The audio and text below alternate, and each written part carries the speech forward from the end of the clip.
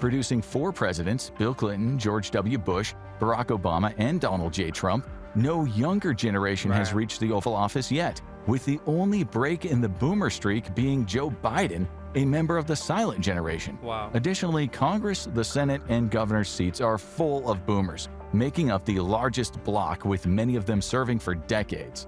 But time comes for us all. Millennial and Gen Z politicians, by contrast, tend to be more radical and far less kind to institutions, often blaming those institutions for getting them into this situation in the first place. Maybe this is where you're going to see the revolution of Gen X, and we may start to really see them really being introduced into the spotlight. In a world where Gen X have the spotlight, that's going to be an interesting world. Today on Fellow Gen Z Brit, born in the 2000s, very curious mind is going to be checking out This Will Happen After the Baby Boomer Generation X's Off. As morbid as that title does sound, I do believe the infographics show are attempting to bait us viewers into having this conversation surrounding growing tensions that exist amongst the baby boomers relative to the other generations, such as, Gen X, millennials, Gen Z. Baby boomers are known for building the fabric and shaping, well, in this case, modern day America. They are the ones typically in power. For the most part, the baby boomers are widely represented in politics. They tend to be the ones that have the most influence over society. And there's this reason why there is this stigma for those of you guys that aren't as aware of these intergenerational dynamics. Baby boomers are typically not letting go of that power. And look, of course, this isn't going to apply to every single boomer. I am painting over this generation with a broad brush. However, generally speaking, this is the tension that exists, and these are the conversations that are being had in the media today. And it does kind of naturally spawn this question of what would the world look like today if the baby boomers were to relinquish that power and let the descending generations take hold of that will, at least for the most part. And of course, I always love getting your opinions for those guys watching right now, regardless of whatever generation you are watching this from. I'd love to know what you have to say on this whole scenario, as well as whether you agree or disagree with what is going to be said in this video. So yeah, guys, with that being said, let's dive on in and see what this video is all about. They're the generation that shaped America. From building businesses to dominating politics and pop culture, baby boomers have left their mark everywhere. But even the most powerful generation can't outrun time. As age catches up, one question grows louder. What happens to society when the largest generation in U.S. history fades away? And what will await the rest of us? On today's episode of the Infographics Show, we're looking at what will happen after the baby boomer generation dies off. In 1946, America was full of optimism. The Great Depression was finally behind them, and World War II had jump-started the economy with a massive increase in industrial production. The war had been won, the boys were coming home, and Franklin Delano Roosevelt's sweeping reforms had built a new social safety net, fueling prosperity for millions of Americans. It was no surprise that a lot of people thought it was a great time to have kids. A whole lot of kids. This era of American history saw countless men, maybe veterans, settle into well-paid corporate and sales jobs that allowed them to sustain a family on a single income. This allowed their spouse to stay home and dedicate herself to the kids full-time.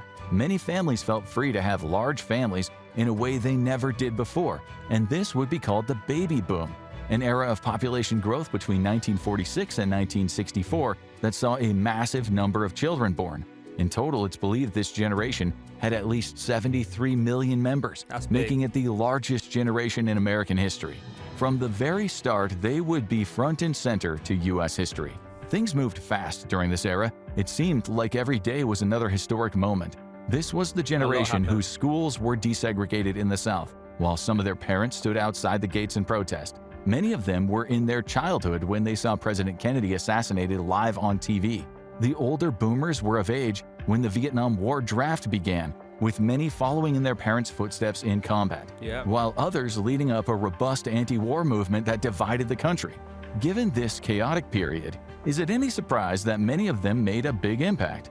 The baby boomer generation is huge, not just in size but in influence. Many of them had long careers in politics, producing 4 presidents, Bill Clinton, George W. Bush, Barack Obama, and Donald J. Trump. No younger generation has reached the Oval Office yet, with the only break in the boomer streak being Joe Biden, a member of the silent generation. Wow. Additionally, Congress, the Senate, and governor's seats are full of boomers, making up the largest bloc, with many of them serving for decades. But time comes for us all. The oldest baby boomers are about to turn 80. And then that just says a lot, right? You know, they mentioned just how much they are represented in, obviously, politics, to Congress, the Senate, and yeah, I mean, they're going to have that. Consequently, they're going to have a big influence, and their views are going to be more generally represented, shaping, you know, America. So, you know, for those guys that weren't aware of that, maybe that might even shed more light as to kind of why certain decisions may be made in the way that they are. Let me know if that does for you guys. A member of the silent generation. Additionally, Congress, the Senate, and governor's seats are full of boomers, making up the largest bloc, with many of them serving for decades. But time comes for us all. The oldest baby boomers are about to turn 80 years old. The youngest are entering their senior citizen years soon, coming up on their 60th birthday in 2026. Of course, this doesn't mean what it used to. Elder care and medical intervention have advanced to the point where people are living longer and better. Today, grandma isn't the sweet old lady with a cane knitting. It can be a feisty gray-haired lady who destroys other local grandmas at pickleball. So the boomers have been staying active in politics, business, and other areas, many of them long past retirement age. And not everyone is happy about that. Ask the younger generations and many will say boomers have held power for far too long. Politics remains dominated by them. Most millennial and Gen Z leaders only break through by unseating long-entrenched incumbents in bruising primaries. And many boomers are still working, controlling a large amount of wealth. Those who have been successful in life are likely to live longer and have the resources to keep themselves healthy. And so many of the younger generations wonder when it'll be their time. And it will be coming soon, ready or not. The boomers might be maintaining their dominance far longer than any past generation, but what is coming next is inevitable. The greatest generation, the one that fought in World War II, is largely gone. The youngest are almost 100 years old, and the majority of the under 100,000 who remain will likely be gone in the next few years. There are about 20 million silent generation members left. By the way, shout out to the greatest generation, a generation that would have went through at least World War II. So yeah, they went, and the Greatest Depression on top of that. Now, they did say about 100,000 of them are still alive today, but yeah, like they will come a time within many of our lifetimes where we're going to see the end of the greatest generation. And yeah, look, for those guys that do have family members that are part of this generation, cherish them, man, before there's none of them left. Almost 100 years old, and the majority of the under 100,000 who remain will likely be gone in the next few years. There are about 20 million silent generation members left, all above 80 years old. The majority are retired and will be declining heavily in the next decade. And that means the next few decades will see a fast decline for the boomers. The majority of them will leave the workforce, opening up millions of jobs. It's also likely that many will sell their houses, either moving into retirement communities or into assisted living, which might mean many of those houses will be up for sale. For many of the younger generations, that also means a lot of money tied up by the boomers might be shaken loose, especially for those with well-off parents. They might be due for a hefty inheritance in the coming years, assuming they didn't make one too many "okay, boomer" jokes when that was a thing. But the transition might not be as smooth as expected. Right. The process of aging and dying is very different than it used to be. In the past, many people, they just worked until they died, usually earlier than expected. Maybe they had a heart attack while working on the factory floor. Maybe they ignored that nagging stomach pain until the stage 4 cancer was discovered. Back then, medical interventions were limited. Many illnesses were death sentences, with doctors often able to do little more than ease the pain. Today, though, advances in medicine mean there are lots more ways to survive. Many ailments that were death sentences in the past are now essentially chronic diseases. A good example is diabetes, which can now be monitored and managed by most people. Even cancer, once almost a certain death sentence, can now be managed for years thanks to targeted treatments. And maybe the biggest advance in healthcare has been all of the screenings, ensuring that so many of those ailments are caught early before they do more damage. And that's a good thing, but it can also cause a lot of problems. One of the biggest challenges from the end of the baby boomer generation will come long before they're gone. There's about to be a massive increase in those seeking healthcare and needing assistance for activities of daily living. There's a saying among disability rights activists: disability is one minority group that everyone winds up a part of eventually. For those lucky enough to get to Serious. old age, health problems will inevitably increase, and some will get worse and worse over time. And that means a lot of help is going to be needed. There's about to be a massive increase in demand for healthcare services, for in-home health assistance, for staff at senior living centers and nursing homes. The good news is, the overall success of the boomer generation means that they're likely to have a lot of disposable income to put into late-in-life needs. Right. The bad news, at least according to the younger generations, is that most of that money will come out of their inheritance. And for those relying on health insurance, the rising demand is expected to drive premiums higher, leaving younger Americans footing the bill. The increase in healthcare demands is a double-edged sword for those on the outside of the boomer generation. It's going to be a strain on the U.S. healthcare system, and it could result in raised costs for everyone else. However, it's also likely to create a massive increase in job opportunities for younger generations. While this will certainly be a boom time for doctors, it's not exactly an easy job to get. However, there are plenty of jobs in the field that don't require the same level of time and money to get qualified for.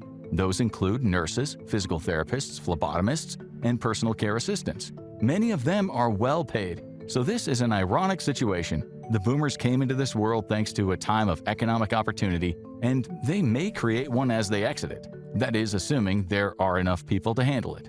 The US isn't in the worst shape yet, but its birth rate has been falling for decades. China, Japan, South Korea, and much of Europe are already facing population crises, with too few workers to keep their healthcare systems afloat. America may soon follow, with future generations numbering millions fewer than the boomers, forcing healthcare providers to offer higher pay or training subsidies to keep positions filled. It's gonna be a seismic shift in more ways than one. No generation has ever controlled more money and property than the boomers. That doesn't mean that every boomer is rich, regardless of what memes your cousin posts on Facebook, but it does mean that they, on average, have more resources than the future generations, regardless of class. Even a working class. And that's the kind of the point I was trying to get at the beginning of the video as well. Like, if we're looking at averages, baby boomers tend to be the ones that are more proportionally in positions of power or affluence, as opposed to other generations. Have more resources than the future generations, regardless of class. Even a working-class boomer who got a factory job straight out of the army might own a house and a nest egg that would make their kids and grandkids green with envy. And all of that is likely to be shaken loose in the coming decades. The majority of boomers do plan to leave their money and their property to the next generation, which could be the influx of resources that millennials have been waiting for. Most boomers have millennial kids, although some have younger Gen X or older Gen Z children as well. Right. All of these generations have felt left behind as history marches on, and the coming years could see a huge wave of opportunity for them. Many will inherit houses, giving them the stability they have been seeking. Others will inherit the majority of their parents' pension, potentially enough to start a business or make another huge life change. But there may be some stumbling blocks in the way. For one thing, many of the boomers are likely to spend a good amount of their nest egg in the coming years. This will come in the form of bucket list spending, as they enjoy retirement, taking cruises and vacations, as well as necessary spending for healthcare or assisted living. That means many younger generations may watch in horror as mom and dad burn through the inheritance they were counting on. And for the boomers planning to pass down a suburban home, a tempting offer from a big real estate company might change that. Many firms are buying up properties to flip back onto the market at prices most millennials could never hope to afford. If a lot of new houses enter the market, prices will drop, despite what the companies might want. Increased supply means a buyer's market, and those house sales will go into inheritance, which means that a lot of money is still coming to the kids. That could mean a boom in house sales for the younger generation and a whole lot of new homeowners. This will also mean a population change for suburbs in particular, as a younger, more diverse generation moves in and shakes up the PTA meetings. But other systems might be taxed to their limit. The boomers never lived under FDR themselves, but many grew up hearing stories about him from their parents. He created several government systems designed to ease the process of aging and create a safety net, particularly Social Security, which provides a monthly payment for living to senior citizens. There's also Medicare, which is a government-run health insurance service for seniors that has massively reduced the number of seniors living in poverty. But many worry that there is more money coming out of the system than going in. Both systems are about to get an influx of new members as the remainder of the baby boomers age into them, with millions already having transitioned into their senior years. Over the next 5 years, the entire generation will qualify for senior status, and that will put a big strain on the system's funding. It's likely that the next decade or two will be dominated by the aging of the boomer generation. Given that medical science gets better all the time, it's likely this generation will have more nonagenarians and centenarians than any other, which means that the time it takes them to pass off into history won't be coming anytime soon. But the majority of them will be leaving active roles in society sooner rather than later, and that could mean a huge wave of job openings, especially in one building. Today, over a third of the House of Representatives is composed of baby boomers, 170 members. They're joined by 17 members of the silent generation still holding on, along with 180 Gen Xers, 66 millennials, and just one lonely Gen Z lawmaker. The Senate is even more skewed, 60 boomers, 6 silent generation, 28 Gen X, and only 5 millennials. No wonder so many young Americans feel that Congress doesn't represent their interests. And it also means that there's about to be massive turnover, whether they like it or not. There is no maximum age limit on serving in Congress. Famously, South Carolina Senator Strom Thurmond served until he was 100 years old and died months after leaving office. But the vast majority of representatives take their pension and retire once they approach their 80s. That means a number of seats in the Senate and House are likely to be up for grabs in the coming years. And that could mean a pitched battle for the future of the parties.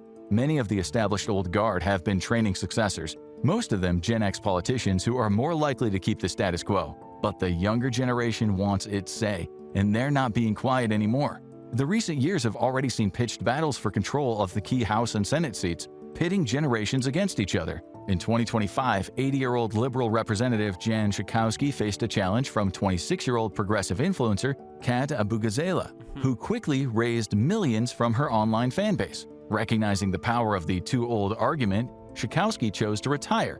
That leaves Abugazela facing off against Daniel Biss, a 48-year-old mayor and Schakowsky ally with a well-established base of institutional support.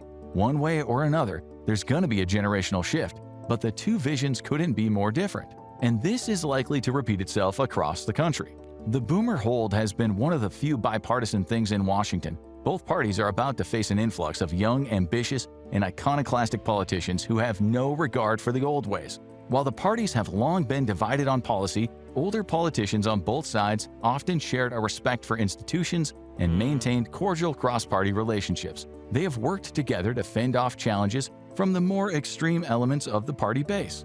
But now that might all be changing. Yeah, and that's gonna really shake things up. Gen X, whether they agree or disagree, at least have more of a respect and understanding of these traditional systems. But that's not the world that a lot of the younger generations grew up in, and this digital landscape that revolutionized the way a lot of us are, that is gonna cause a disruption to these traditional systems. Challenges from the more extreme elements of the party base. But now that might all be changing. Millennial and Gen Z politicians, by contrast, tend to be more radical and far less kind to institutions, often blaming those institutions for getting them into this situation in the first place. They demand bold solutions on the economy, immigration, and climate change. They are far more skeptical of U.S. military intervention abroad and of the military-industrial complex. More worrisome to the party brass, these new political challengers are far more willing to go up against their own party, often basing their primary campaign on slamming their own party's leadership. And as a new generation enters, priorities shift. The majority of these new iconoclastic politicians are millennials and Gen Z, and that might leave those Gen Xers out in the cold. This generation, often seen as forgotten and much more laid back than their neighbors, has never had a president. As the boomers pass on, many will be entering their own senior years and worrying that younger politicians will prioritize their own generation's needs. Policies could shift toward the young, such as making housing more affordable, while the concerns of the elderly risk being pushed into the background. But other shifts will be harder to determine, but maybe even more far-reaching. The boomers built... And I will say, even before they move on, I think that's so important because, again, for those guys that aren't aware, Gen X is a generation that does get overlooked, partially by their own design and how a lot of their upbringing has caused them to be very independent and to not want the spotlight or not naturally gravitate to claiming spotlight, as opposed to the millennials and Gen Z who grew up with social media, which is all of what a lot of us do, which is go on social media and talk about and / complain about stuff. But however, you know, yeah, like we do run the risk, like the younger generation do run the risk of disrupting things in such a way that it actually ends up doing more harm than good. And as much as, from what I'm aware, Gen Xers do tend to resist being put in positions of power and are reluctant to be in those positions, they might be the exact types of individuals who you would want to take the wheel as soon as, you know, the boomers start to have a less of an influence, because again, like they are the bridge generation between the analog and the digital world, and they understand the traditions and the norms, and they've assimilated into the boomer fabric, but they've also had to translate and communicate those things to the younger generations. If you ask me, it seems like Gen X are the natural heirs to these positions of power. Maybe this is where you're going to see the revolution of Gen X, and we may start to really see them really being introduced into the spotlight. And I feel like that's going to be a very interesting period of time, because in a world where Gen X have the spotlight, that's going to be an interesting world to live in. And, you know, I'm really curious to see, if that does happen, what that world will look like. I'd love to know what you guys think about that in the comments below. Prioritize their own generation's needs. Policies could shift toward the young, such as making housing more affordable, while the concerns of the elderly risk being pushed into the background. But other shifts will be harder to determine, but maybe even more far-reaching. The boomers built America, for good and for bad. As the largest generation and the one with the most influence in the culture and in the power structure, they didn't just shape the laws, they shaped what we think of America as. They built a country that was based around a few simple principles. You got a job and you worked hard at it. You got married and raised a family. You led an honest, square life that has more than enough. There was a sense of conformity to the American dream that was heavily associated with the age of the baby boomers, and that world might simply not exist anymore. Right. Millennials and Gen X have been trying to live up to the world that their parents told them was the ideal, and they're not having a great time. Nope. Many of them struggle to find steady employment, instead eking out a living on part-time remote jobs or gig work, and that has led many of them to defer marriage and children, or opt out of raising the next generation altogether. Many of them still live in apartments with a house of their own, feeling like a pipe dream, and many of them are sharing it with other young people as roommates rather than a life partner. How will this shift the culture? We're already seeing its impact on TV and movies. During past generations, the majority of the sitcoms were based around a traditional image of the family and the workplace. Dad went to the office, pushed papers, and went home to the wife and kids, and maybe a wacky neighbor. Today, there are a lot fewer sitcoms, and many of them have a more cynical view on work, family, and friendships. Media reflects the culture, and for many, the culture of the baby boomers feels like a bygone dream, and that will result in nearly every area of life being shaken up. The boomers were the wealthiest generation, and that led to an era of... Those days are gone. That's not the landscape as you're clearly seeing with the younger generations, especially millennials and Gen Z. Like, I mean, the video explained what the situations for a lot of us, and that's causing tension. And the landscape is changing, and that's, you know, that there's a brewing uprising as a result of that. Of life being shaken up. The boomers were the wealthiest generation, and that led to an era of unprecedented consumerism. For a while, the United States was a boomtown for manufacturing, as factory jobs were the hottest ticket for blue-collar work. The work was hard, but it was steady and it delivered a good paycheck. But eventually, the demand for goods outstripped the supply, and many of those jobs went overseas. This has been a big part of why many younger people entering the workforce have struggled. The younger generations grew up in a digital world, and they're much less interested in tangible things. Many make most of their friends online, play games online, and do just about everything on their phone. Even appliances that were in almost every house during the boomers' time are becoming a thing of the past, such as televisions, now replaced by streaming on phones and laptops. That might mean there will be less demand for goods from abroad without the boomers, but those jobs aren't coming back, and that might mean a radical change in just about everything. The boomers have often been proud of pulling themselves up by their bootstraps and working for everything they have. That's led many young people to say we need a new version of how it all began, the New Deal. Proposals for universal basic income and universal health care have gained plenty of popularity among the rising generations. And ironically, the kids and grandkids of the baby boomers might wind up building a world that does what the greatest generation did for the boomers, lift them up to a new American golden age. And then, of course, they can argue with their kids and grandkids about their legacy. How did the boomers get to this point? And who were the generations that built them? Wow. Find out in Every Generation Explained in 10 minutes. Or click on this video instead. Yeah, and by the way, for those guys that do want to see a reaction to that, this video, any of these videos, I have done a reaction to Every Generation Explained in 10 minutes a while back, actually. So if you guys want to check that out, I'll probably leave that at the end of this. But look, guys, that was the end of this video. And again, I would love to know what you guys have to say about this. And if you made this disappointing video, comment down a blue heart or hashtag flexer for those guys. You guys know you are the realest of the real. I can't thank you guys enough. Look, the support has been absolutely wonderful. Look, we have smashed our goal to hit 70,000 subscribers. We have officially surpassed it, and I can't thank you guys enough. And of course, I'm gonna have to change that milestone now. And what a journey it's been. And I hope for those guys that are new, you will join me and the flexers on this journey of curiosity by hitting that subscribe button. And of course, for those guys that did enjoy this video and you made this point, like this video please for me. It'll do me a big favor, as well as hype this video. And for those guys that do want to get a bit more of me, a bit more of Gen Z perspective on some classic stuff to do with the past, some sitcom, movie and music reactions, I'm doing exclusively on the Patreon. The link to that will be in the description. And for those guys that do want me to check out some more of these kind of intergenerational dynamics similar to this video, then I will have videos pop up at the end of this that I believe you guys will also enjoy. But look, with that being said, I'm your boy JayFlex, and I'll see you wonderful people in the next one. Peace.